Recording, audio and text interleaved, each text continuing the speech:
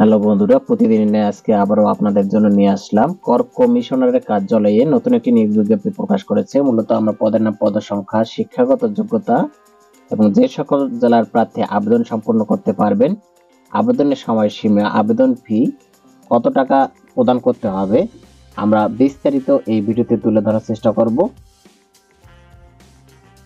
মূল ভিডিও শুরু করার আগে আমার একটা রিকোয়েস্ট থাকবে, আপনি যদি বিডি অ্যাপ্লিকেশন অনমল চ্যানেলের নতুন সদস্য হয়ে থাকেন, অবশ্যই আমার চ্যানেলটি সাবস্ক্রাইব করে পাশে থাকা বেল আইকনটি অল করে রাখবেন।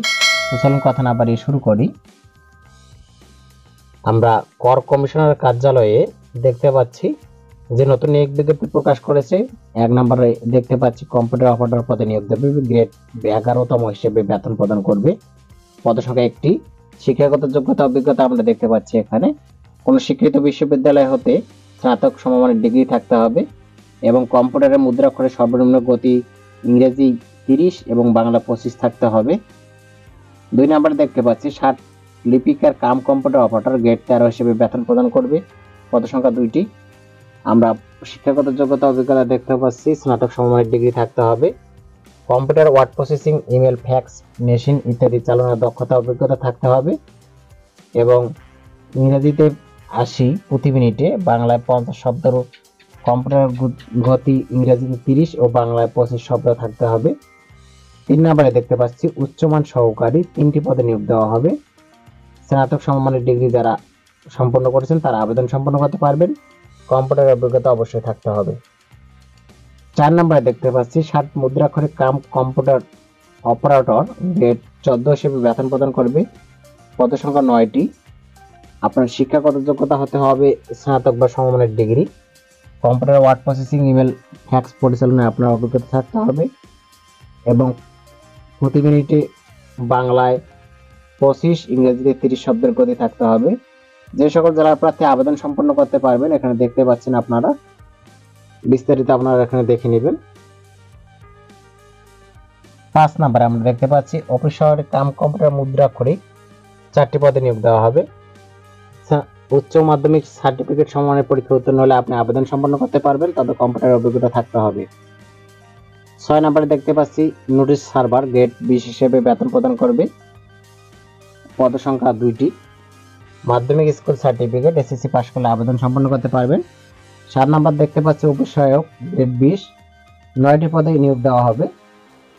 এসএসসি পাস করলে আপনি আবেদন সম্পন্ন করতে পারবেন। 8 নম্বরে দেখতে পাচ্ছি নিরাপত্তা প্রহরী গ্রেড 20, 4টি পদে নিয়োগ দেওয়া হবে এবং মাধ্যমিক স্কুল সার্টিফিকেট অর্থাৎ এসএসসি পাস করলে আবেদন সম্পন্ন করতে পারবেন। যে সকল জেলার প্রার্থী আবেদন করতে পারবেন, রাঙ্গামাটি জেলা ব্যতীত চট্টগ্রাম বিভাগের সকল জেলার স্থায়ী বাসিন্দারা আবেদন করতে পারবেন।